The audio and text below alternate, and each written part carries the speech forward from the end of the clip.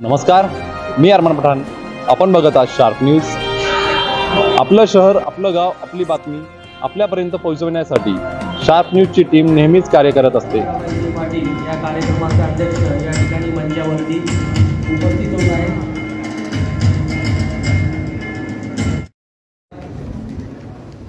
सरपंच परिषदेच्या कार्यक्रम प्रसंगी उपस्थित असलेले आपल्या धुळे लोकसभा मतदारसंघाच्या खासदार डॉक्टर सौ शोभाताई बच्छाव, तसेच ज्यांच्या संकल्पनेतून आजचा हा कार्यक्रम संपन्न होत आहे असे आपले सर्वांचे नेते, कृषी उत्पन्न बाजार समितीचे सभापती माननीय डॉक्टर अद्वैयाबा हिरे, व्यासपीठावर उपस्थित असलेले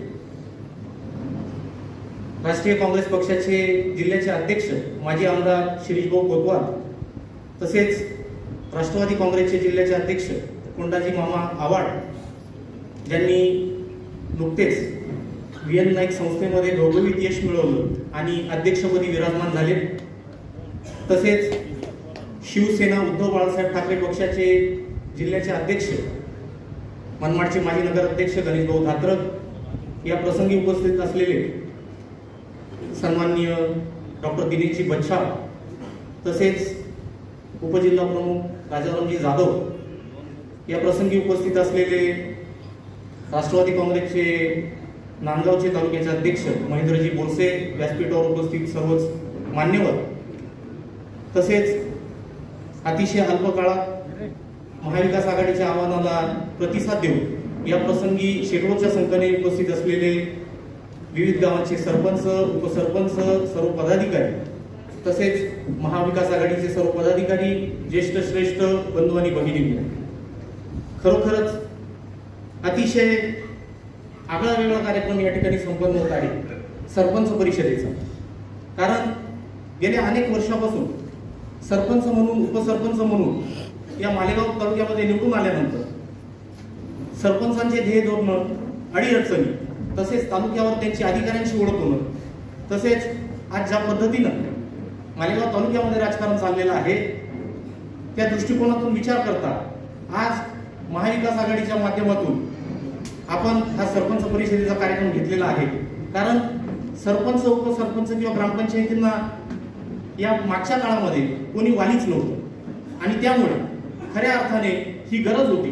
गेल्या 12 दिवसापासून सन्माननीय आबा ज्यावेळेस तालुक्यामध्ये फिरत आहे, सरपंचांनी अनेक ठिकाणी व्यथा बोलून दाखवल्या की कुठेतरी सरपंचांना एकत्रित करणं, त्यांच्या न्याय हक्कासाठी लढा देणं, या दृष्टिकोनातून आम्हा सरपंचांना आपण सर्वांनी एकत्रित आणावं, या दृष्टिकोनातून कुठेतरी अधिकाऱ्यांनी आमच्या बाबतीत विचार करावा लागेल, या दृष्टिकोनातून आम्ही त्याच दिवशी ठरवलं आणि अतिशय अल्प काळामध्ये महाविकास आघाडीच्या माध्यमातून या ठिकाणी सरपंच परिषदेचा संयुक्त महाराष्ट्रापर्यंत, सहकार क्षेत्रापासून शिक्षण क्षेत्रापर्यंत संबंध महाराष्ट्रामध्ये जे पाळेमुळे रुजवली, मुंबईत आज स्थानिक स्वराज्य संस्थेच्या माध्यमातून ग्रामपंचायत हा लोकशाहीचा पाया आहे आणि तो मजबूत कसा राहील या दृष्टिकोनातून.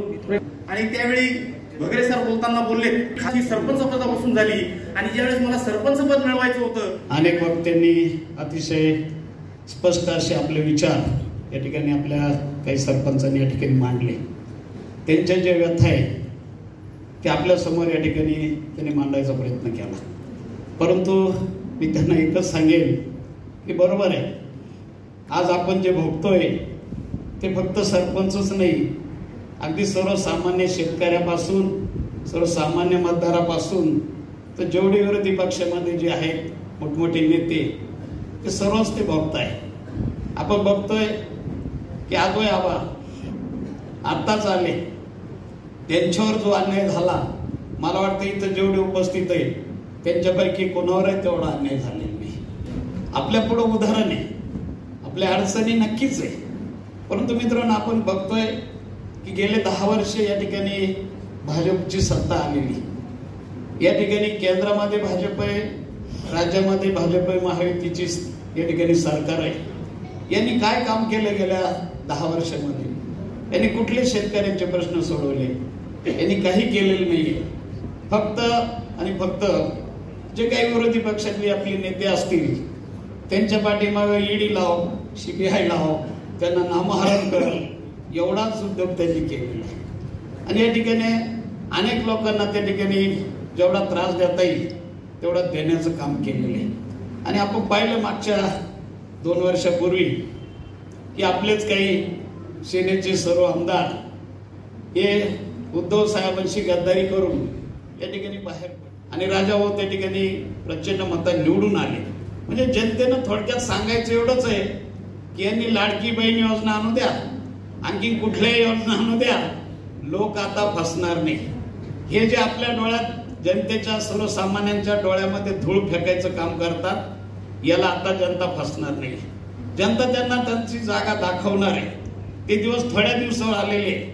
आपल्याला एकच विनंती आहे की आपण आता निश्चय करायचा आहे की आपण जे गेले 7, 8, 10 वर्ष जे या ठिकाणी भोगतोय, याच्यातून जर आपल्याला मुक्त व्हायचं असेल तर येत्या विधानसभेच्या निवडणुकीमध्ये महाविकास आघाडीचे जे जे उमेदवार उभे राहतील, मग तो सेनेचा असेल, उबाटाचा असेल, तो आमचे राष्ट्रवादी शरदचंद्र पवार या पक्षाचा असेल किंवा काँग्रेसचा असेल, तो उमेदवार आमचा आहे, माझा उमेदवार आहे, मला त्याला निवडून आणायचं आहे, अशी खुणगाट आपण या ठिकाणी बांधली पाहिजे. आणि येत्या निवडणुकीमध्ये महाविकास आघाडीचं सरकार या महाराष्ट्रामध्ये आणलं पाहिजे, एवढीच मी आपल्याला विनंती करेल. थांबेल. जय हिंद, जय महाराष्ट्र. पण मी आजी सरपंचासारखाच आहे आज पण. एक लक्षात घ्या, आपण आपल्यापेक्षा सिनियर नेत्यांच्या समोर आणि या धुळे मतदारसंघाच्या खासदाराच्या समोर आहोत. आपली भूमिका आणि आपल्या अडचणी ज्या महत्वाच्या आहेत त्या ह्या आहेत की ह्या नामदाराचं, ह्या पालकमंत्र्याचं जे बर्डन आहे प्रत्येक अधिकाऱ्यावर, BDO असो, त्याच्यानंतर तहसीलदार, प्रांत, अप्पर, ही सर्व अधिकारी, नंतर ऍडिशनल वगैरे, यांच्याकडे यांची लोक गेली की यांच्या सोयीने यांचे कामं होतात आणि आपल्या लोकांची म्हणजे मुस्कटदाबी होते. अशा पद्धतीचे कामं म्हणजे उदाहरणार्थ आपला जर सरपंच असेल तर मग तिसरा अपत्यात आहे का, तो अतिक्रमण मध्ये आहे का, त्याच्या विरोधात निकाल पटकन लावलं की त्याला उतरवायचं काम. त्यांचा जर सरपंच असेल तो अतिक्रमण मध्ये जरी असला, महाराष्ट्र शासनाच्या जमिनीमध्ये जरी असला तरी तो उतरत नाही. म्हणजे आबा माझा सरपंच असा आहे की तो महाराष्ट्र शासन 129 गट क्रमांक निळगवान धान्य वितरण अधिकार, त्याच्या अधिकारातला तो 29 एकरचा गट, त्याच्यात मान्यवर बसलेले सरपंच. त्या सरपंचाच्या विरोधात आमच्या एका विरोध करून पोराने दाखल केलं. इथे त्याच्या विरोधात निकाल दिला नाही, वरती निकाल लागला नाही, कोर्टात गेलो, हायकोर्टात. म्हणजे आपण नाही आता ते लक्षात येईल की मी 9 महिने का आहोत की त्या कोर्टामध्ये ती केस टाकली हायकोर्टामध्ये की हा व्यक्ती अतिक्रमित आहे, महाराष्ट्र शासनाच्या जमिनीवर आहे, सर्व पुरावे आहेत.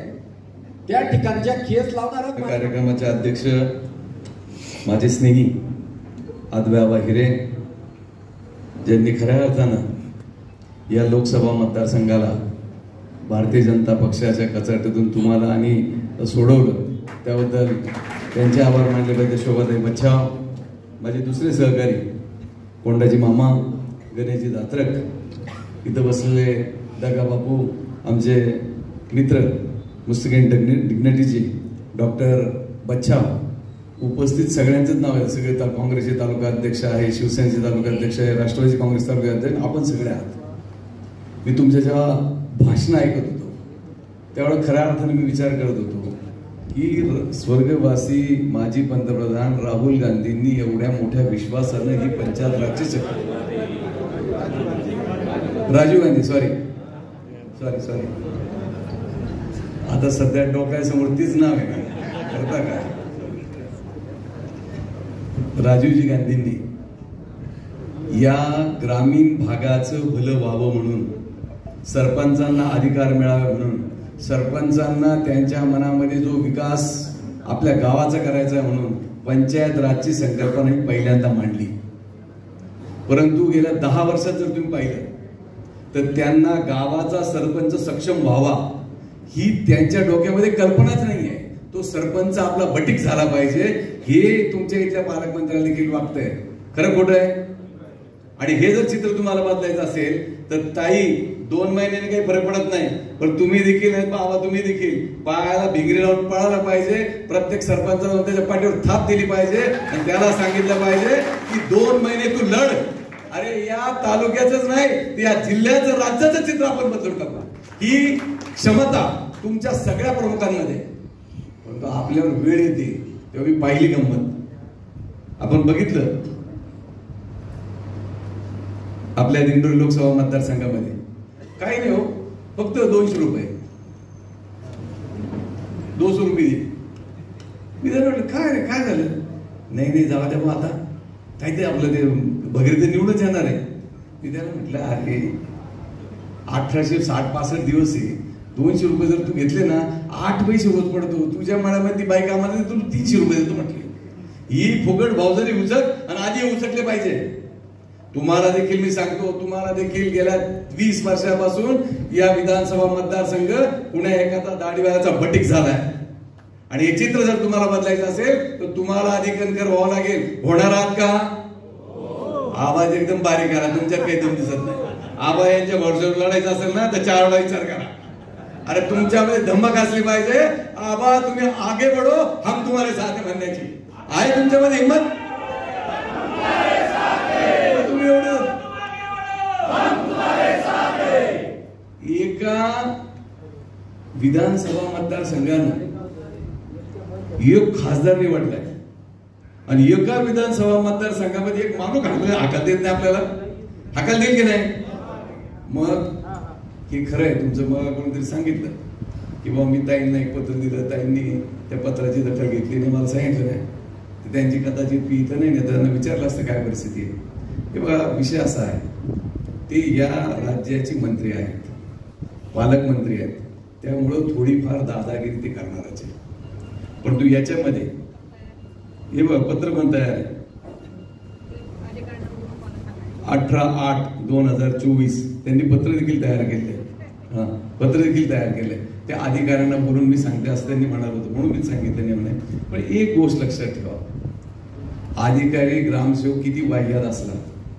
आता मी तर तुमच्याकडे गंमत वेगळीच ऐकली, ग्रामपंचायत जरी काम असेल तर त्याला वर्षाचा ठेका ठरवून दिले, बरोबर ना? तुमच्याकडे वर्षाचा ठेका ठरवून दिलेला आहे आणि एवढं वर्षात तुझं किती काम केलं आणि तू किती आणून दिले.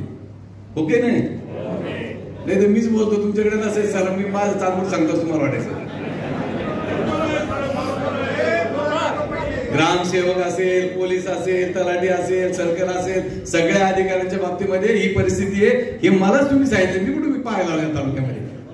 तुम्हीच मला सांगितलं, खाली बसलो होतो ना, खाली बरेचसे कार्यकर्ते मला सांग बॉस चालले बॉस असेल. अरे तुम्ही बोला ना, घाबरू नका.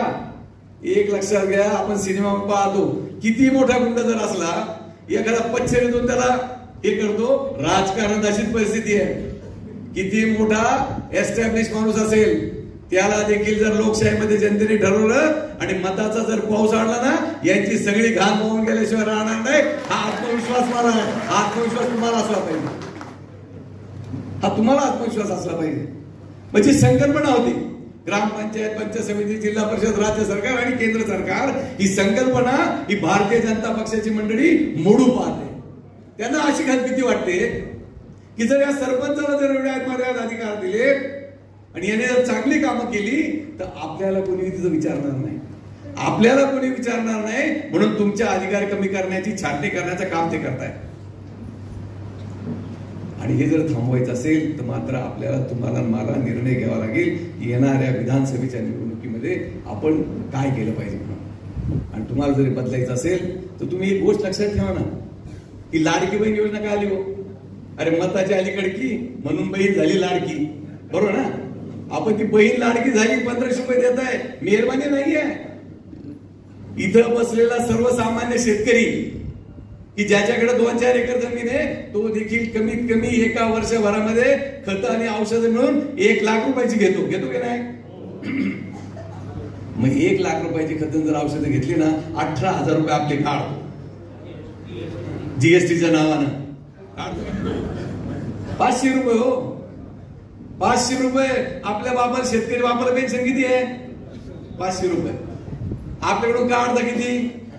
18,000 आणि देतात किती? 6,000. वाजवट आहे त्याच्या नावानं, मोदीच्या नावानं.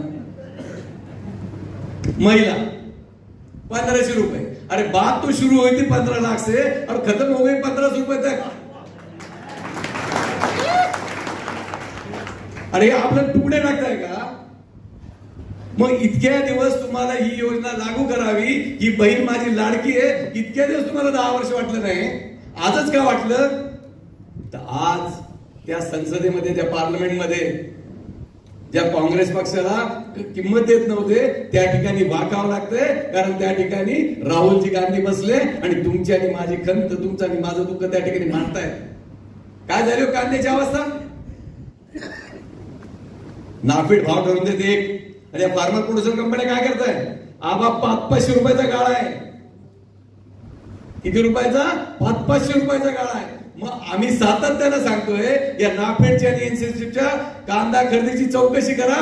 का हिंमत नाही या सरकारमध्ये? करावी. आणि जर आमच्या रक्त जर हे पिल्ले असतील फार्मर प्रोड्युसर कंपन्यावाले, यांच्या बोकड्यामध्ये लात घाला आणि पैसे काढून शेतकऱ्यांपर्यंत पोहोचवा, तुमच्यात हिंमत असेल तर. परंतु ती दानत नाही त्यांच्याकडे. जिल्हा मध्यवर्ती बँकेच्या बाबतीत देखील सांगतो, जे शेतकरी रेग्युलर कर्ज भरणार होते त्यांना उद्धव साहेबांनी सानुग्रहातून 50,000 रुपये द्यायचं ठरलं. इथं असतील सोसायटी चेअरमन कोणतरी? विचार बरं, तुमच्या गावामध्ये किती सोसायटीच्या लोकांना सानुग्रहातून मिळालं? एक गावामध्ये जास्त जास्त 10,000 12 माणसं होते रेग्युलर कर्ज भरणारे. 2 वर्ष 3 वर्ष 10 12 माणसं. एका माणसाला पैसे आले, बाकी अजून वाट पाहते का? खरं खोटं? 2022 मध्ये या राज्यानं कांद्याचे भाव कमी आहे म्हणून एक निर्णय घेतला की शेतकऱ्याला 350 रुपये अनुदान द्यायचं. 200 रुपये 200 क्विंटलची आठ घातली. किती आठ घातल्या? 200 क्विंटलची. जास्तीत जास्त 200 क्विंटल पर्यंत आठ आपलं आम्ही अनुदान देणार. एका शेतकऱ्याला किती मिळणार होते? जास्तीत जास्त 70,000 रुपये. 10,000 15,000 आणि अजून आपण वाट पाहतो, आपले पैसे काय येत नाही. मग हे इथले मंत्री संत्री काय झोपा काढताय काय? का त्यांना वाटत नाही शेतकऱ्यांना सगळे पैसे मिळावे म्हणून? वाटलं पाहिजे की नाही? परंतु नाही, ते फक्त याच्यामध्ये मुक्षूल आहे. ही गोष्ट तुम्ही लक्षात ठेवली पाहिजे. आणि म्हणून मी तुम्हाला सांगायला आलो, हे चित्र जर बदलायचं असेल या ठिकाणचा आमदार हा शेतकऱ्यांच्या मुशीतला किंवा तुमच्यातला असला पाहिजे. हे तुमच्या समोर असतं. इतकी वाईट आणि भयानक परिस्थिती आहे. आपण ट्रॅक्टर घ्यायला जातो. ट्रॅक्टर 2014 मध्ये त्या ट्रॅक्टरची किंमत होती साधारण 4.5 ते 5 लाख रुपये. आज त्या ट्रॅक्टरची किंमत झाली आहे 7.5 ते 8 लाख. मग 8 लाखाचा जेव्हा आपण ट्रॅक्टर घेतो, 18% जीएसटी किती पैसे होतात? आपण ट्रॅक्टर घेतलं का 18% मोदीला पैसे भरायचे. जसे काही तो आपलं कमवायला मदत करू लागतो ना, नागरिकलाच येतो. आणि जर तुम्हाला ऑडी गाडी, मर्सिडीज गाडी घ्यायची असेल तर त्याला 4% गरीब माणसं आहे. आणि जर कदाचित हेलिकॉप्टर घ्यायचं असेल मामा तुम्हाला, त्याला 2% जीएसटी आहे. कारण ते आता कोणतरी बोलले सर की माझा इथं रस्ता काढला, मग आता कदाचित त्यांना जर हेलिकॉप्टर जायची वेळ तर, अरे शेतकरी घेतो का या वस्तू कधी? म्हणजे प्रत्येक ठिकाणी शेतकऱ्याला नागवण्याचं काम गेल्या 10 वर्षामध्ये कोणी केलं असेल? या भारतीय जनता पक्षाच्या सरकारने केलं. आणि म्हणून मला तुम्हाला या निमित्तानं विनंती करायची, हे जे सगळे तुम्हाला ते दाखवत आहे ना, हे सगळं खोटं आहे. लाडकी बहीण म्हणजे लाडक्या दाजीचं काय हो? लाडक्या दाजीच्या डोळ्यात तर पाणी आहे. त्याच्या कांद्याला भाव नाही, त्याच्या सोयाबीनला भाव नाही, त्याच्या मकाला भाव नाही, त्याच्या ज्वारीला भाव नाही, त्याच्या माळव्याला भाव नाही, आहे का भाजीपाल्याला भाव? त्याच्या द्राक्षाला भाव नाही. मग इकडं बहीण लाडकी लढत आपलं हसती 1500 रुपये वारी आणि तो लाडक्या दाजी. आणि त्यांनी सांगितलंय मती तर द्यायचं, बहीण नाही म्हणणार आहे तुझी. त्याच्यामुळं एकनाथ शिंदे साहेब, देवेंद्र फडणवीसजी आणि कोणते ते तुमचे काय गुलाबी शर्टवाले, तुम्ही अजिबात याचा किंचित काळजी करू नका. आमची संस्कृती महाराष्ट्राची आहे आणि ती पुरुष प्रधान संस्कृती आहे. नवरा बायको विचार करतील, 1500 मिळाली गपचूप घेऊन टाका, पण आपल्या शेतमालाला भाव नाही, आपल्याला मत द्यायचं महाविकास आघाडीला. खरं खोटं? या गोष्टी देखील तुम्ही विचार केला पाहिजे. सांगण्यासारखं बोलण्यासारखं फार आहे. तुम्ही बघा ना, मुंबईला जायला 3-4 तासात 5 तासात मालेगाववर आपण पोहोचत होतो. आता 8-10 तास लागतात. 8-10 तास काय बापच होते. मग तुम्ही काय करता? कोण यायचं या खात्याचा मंत्री? मग घ्या वाजता राहा. अरे काय चालवलं काय? सगळा सत्यानाश घालण्याचा कार्यक्रम चालू आहे. इलेक्शनचं बजेट जमा करायचं कार्यक्रम, दुसरं काहीच नाही.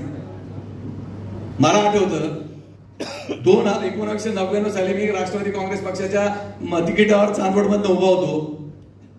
त्यावेळेला आम्ही सांगायचो, अरे काय या सरकारनं 52,000 कोटीवरून कर्ज 1,52,000 कोटीवरून ठेवलं.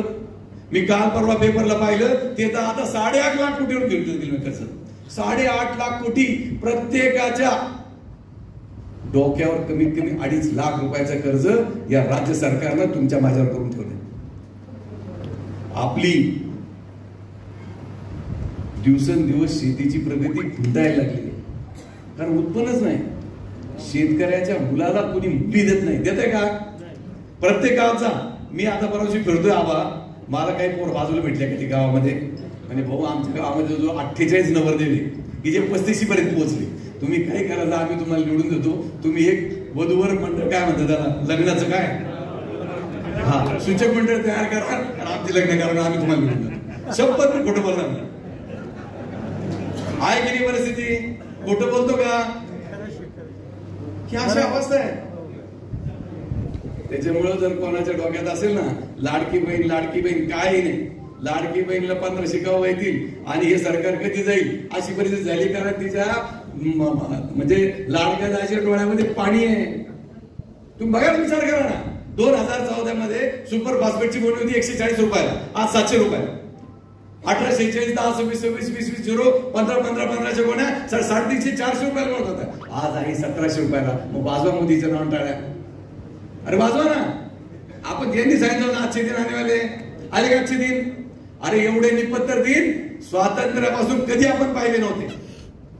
जेव्हा 1947 साली हा भारत स्वातंत्र्य झाला ना, त्यावेळेला या भारतावरती लोकसंख्या होती 33 कोटी आणि बेरोजगारांचं प्रमाण होतं 45%.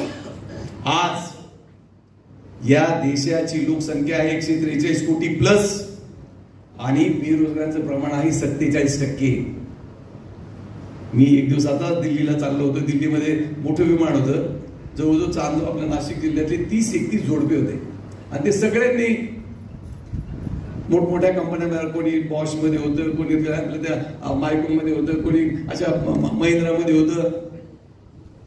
विमानातून खाली उतरलं, आमची भेट झाली. भाऊ ओळखलं का? म्हटलं नाही, माझं नाही लक्षात आलं. भाऊ मी तर भाडगावचा आहे, चांदवडचा. एकदम मी शिरसाण्याचा, एकदम मी मालेगावचा. त्या 31 जोड नवरा बायको कसं होते. म्हटलं कुठे निघाले? म्हटलं रिटायर झाला का तुम्ही सगळे? नाही हो म्हणे, आज आमच्या नोकरीचे संपायला 8-8 वर्ष आहे, पण आम्हाला सरकारनं VRS घ्यायला लावलं. ते काहीतरी ठराविक शब्द बघा त्याला. नाही VRS आणखी काहीतरी एक नवीन नियम काढला. नाही VRS म्हणजे स्वच्छता होती. आणखी काहीतरी या केंद्र सरकारनं काहीतरी जंगलरी केली. मोठ्या पगाराचे लोक कमी करायचे आणि त्या ठिकाणी लहान पगाराचे घ्यायचे. तर मला एक जण सांगा, तुम्ही तुला काय बाबा किती पगार? एक म्हणे 81, एक म्हणे 2, एक म्हणे 2,05,000, एक म्हणे 2,2 लाख, एक म्हणे 1,60. मी सगळ्यांचे पगार विचारले, मग तुम्ही काय रिटायरमेंट घेतली? नाही म्हणे आम्हाला आमच्या मालकाने त्यांनी दबाव आणला आणि याचे राजीनामे द्यायचे, VRS घ्यायला सांगितले. आणि आमच्या जागेवर काही पोरं म्हणजे आमचेच पोरं लागले. मला 2 लाख रुपये पगार होता ना, माझ्या पोराला 8,000 रुपये पगार. वस्तुस्थिती. मग तुम्ही काय करणार आहे? आम्ही काही जरी झालं तर भाजपाला, राष्ट्रवादी अजित पवारचा गट आणि तो एकनाथ शिंदेच्या उमेदवाराला मत देणार नाही. अरे म्हटलं तुम्ही तर मागच्या निवडणूक 2014 तर फार विटकरवर पडत होते. नाही म्हणे भाऊ चूक जाईल, पण आता मत देणार नाही. म्हणजे तुम्ही एक विचार करा, त्या 5 ज्यांनी नोकऱ्या सोडल्या VRS घेऊन, त्यांचेच मुलं त्या ठिकाणी लागले. त्यांना 8-8, 10-10 हजार रुपयामध्ये त्यांनी त्यांचं लग्न कसं करायचं, मुलांचे शिक्षण कसे करायचे, घर कधी घ्यायचे, गाडी कधी घ्यायची. ठीक आहे, सत्ता नाही, पण ज्या ज्या अडचणी ग्रामपंचायत सदस्य असतील किंवा आपल्या पदाधिकाऱ्यांना पण येतात. माझं मते महाविकास आघाडीचं एक व्यासपीठ तयार झालंय.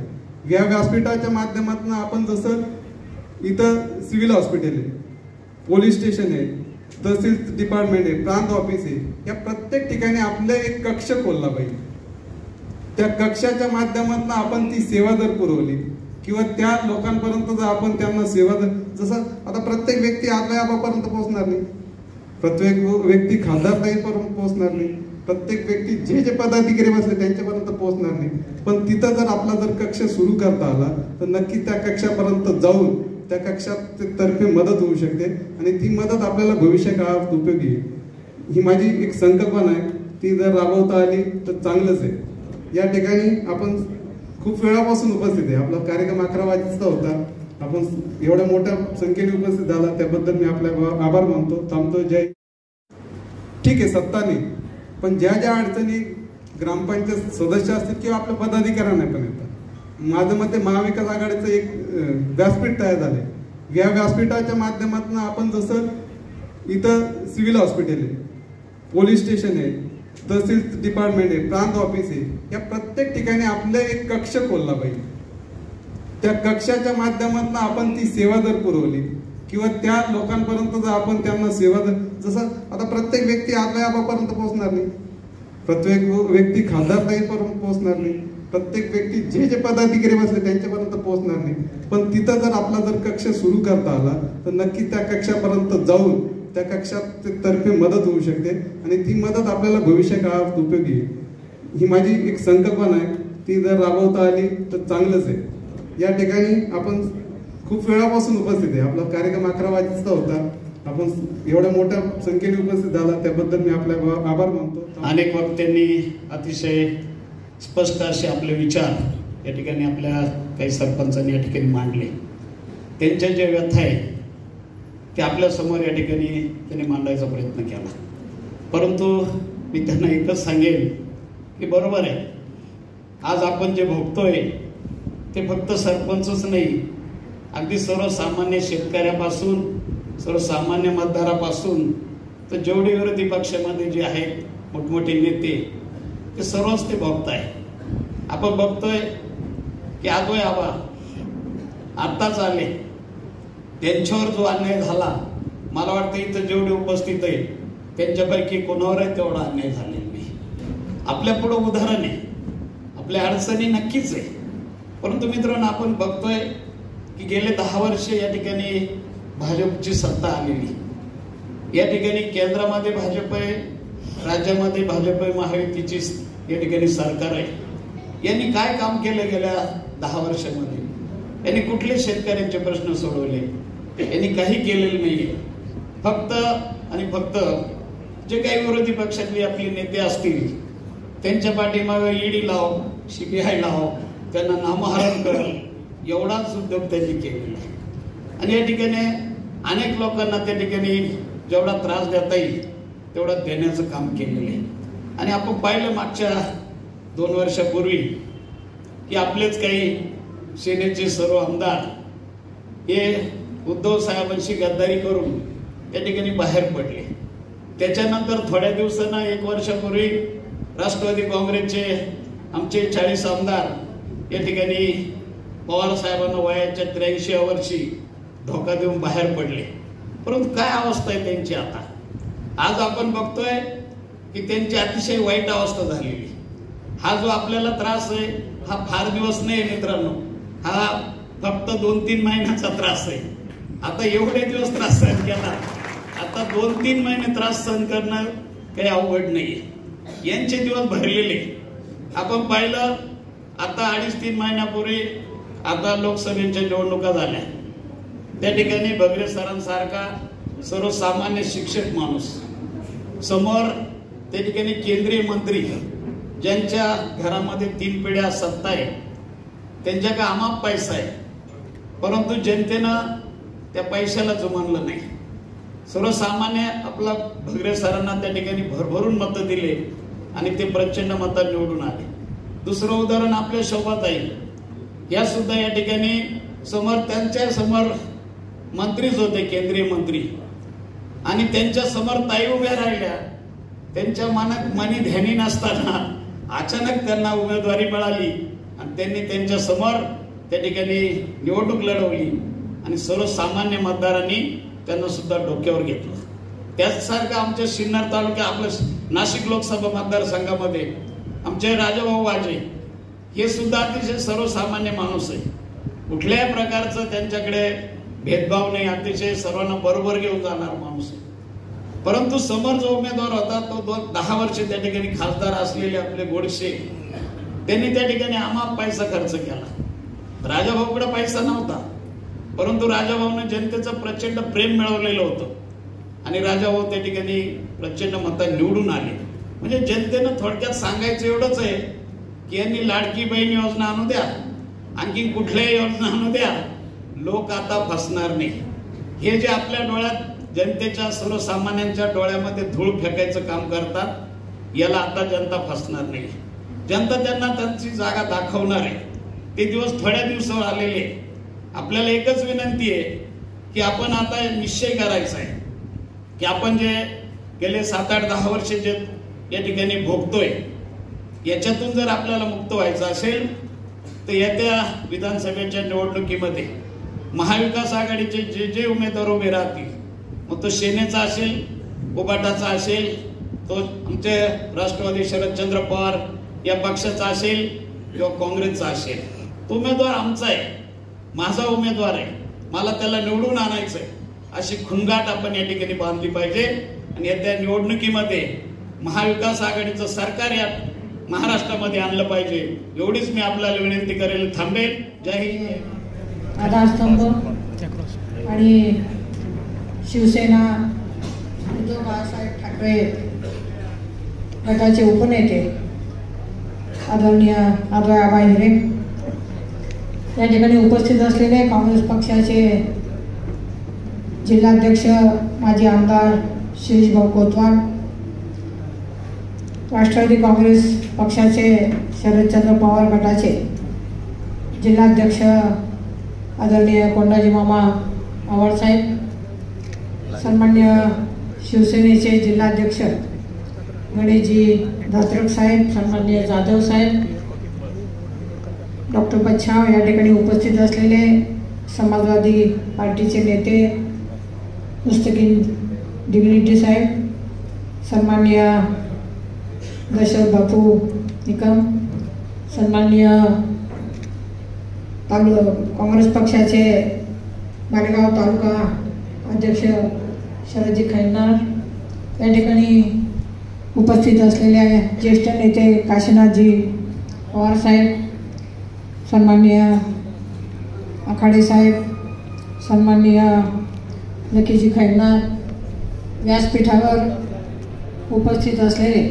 कृषी उत्पन्न बाजार समितीचे उपाध्यक्ष श्रीयुत विनोदजी चव्हाण साहेब, व्यासपीठावर उपस्थित असलेले महाविकास व इंडिया आघाडीचे सर्व पदाधिकारी आणि मोठ्या संख्येने उपस्थित असलेले मालेगाव बाह्यचे सर्व सरपंच, उपसरपंच, त्याचप्रमाणे ग्रामपालिकेतील सर्व सदस्य आणि आमच्या सरपंच महिला भगिनी, उपस्थित बंधू भगिनी, सर्वप्रथम मी मनापासून आदरणीय आबा हिरे यांचं अभिनंदन करते की 15 दिवसांपूर्वी ते आपल्या मालेगावमध्ये आले आणि तेव्हापासून विविध मिटिंगा असतील, त्याचप्रमाणे दौरे असतील, त्या माध्यमातून त्यांनी अतिशय चांगल्या पद्धतीने काम सुरू केलेलं आहे. अनेक सरपंच बांधवांनी त्यांच्याकडे तक्रारी केल्या, कामकाजाच्या संदर्भामध्ये अडीअडचणी सांगितल्या आणि म्हणून सर्व मालेगाव ग्रामीण भागातील जे काही सरपंच आहेत, उपसरपंच आहेत, ग्रामपंचायतीचे सदस्य आहेत, त्यांची सगळ्यांची या ठिकाणी त्यांनी परिषद बोलवलेली आहे. खरं तर आपल्या राष्ट्रवादीचे तालुका अध्यक्ष सन्माननीय त्यांनी अधिकाऱ्यांना त्यांच्या लेटर हेडवरती पत्र दिलं होतं, परंतु ते उपस्थित या ठिकाणी राहिले नाही. ही खेदाची बाब आहे, कारण आपल्या ज्या काही तक्रारी आहेत त्या अधिकाऱ्यांसमोर मांडल्यानंतर त्यांना देखील समजल्या पाहिजे. परंतु निश्चितपणे आपण त्यांना विचारू, इथून पुढे अशी चूक होता कामा नये. मला खरं तर माहीत नाही, आपण अधिकाऱ्यांना बोलवलं नाही तर मी स्वतः त्या ठिकाणी त्यांना पत्र दिलं असतं, फोन केला असता. अतिशय चांगल्या पद्धतीने हा कार्यक्रम आपण आयोजित केलेला आहे. अनेक सरपंच उपसरपंच बांधवांनी त्यांच्या व्यथा या ठिकाणी सांगितलेल्या आहेत आणि त्यांना न्याय मिळणं हे अतिशय गरजेचं आहे. शिरीष भाऊंनी पण सांगितलं की 2 महिने आपण थांबू आणि 2 महिन्यानंतर निश्चितपणे परिवर्तन हे होणार आहे. आणि मला देखील या ठिकाणी सांगावं असं वाटतं की या विधानसभेच्या निवडणुकीमध्ये निश्चितपणे राज्यामध्ये महाविकास आणि इंडिया आघाडीची सत्ता आल्याशिवाय होणार नाही. आणि मालेगाव बाह्य असेल, मालेगाव मध्य असेल आणि नाशिक जिल्ह्यातील व धुळे जिल्ह्यातील जे काही तालुके आहेत त्याच्यामधून महाविकास आघाडीचे जास्तीत जास्त आमदार या ठिकाणी निवडून येणार आहेत. कारण ही आपल्याला काळाची गरज आहे. महाविकास आघाडीचा आमदार आणि महाविकास आघाडीचा खासदार जर असला आणि आपली सत्ता जर असली तर निश्चितपणे जे काही आपल्याला कामकाज करायचं आहे त्याच्यामध्ये आपल्याला अडचण येणार नाही, दबावतंत्र राहणार नाही, दहशत राहणार नाही. राहुलजी गांधींनी सांगितलंय डरो मत. त्यांनी संपूर्ण देशामध्ये भारत जोडो यात्रा केली, भारत जोडो न्याय यात्रा केली. थोड्या जागांनी केंद्रामध्ये इंडिया आघाडी महाविकास आघाडीची सत्ता आली नाही, परंतु भविष्यात निश्चितपणे आपल्याला चांगले दिवस येतील आणि हे आपल्या हातात आहे. आता फक्त 2 महिने राहिलेले आहेत. आपण आजपासूनच ठरवलं पाहिजे की आपल्या मतदारसंघातून विशेषतः मालेगाव मध्य असेल आणि मालेगाव बाह्य असेल, मालेगाव बाह्यचे आदरणीय अद्वैयाबा हिरे यांनी त्या दिवशी ज्यावेळी मालेगावमध्ये प्रवेश झाला त्याचवेळी त्यांनी सांगितलं की मी आलेलो आहे, मी उभा राहणार आहे, मी लढणार आहे. आणि त्यांना आपल्या सर्वांची साथ ही खऱ्या अर्थाने या ठिकाणी गरजेची आहे.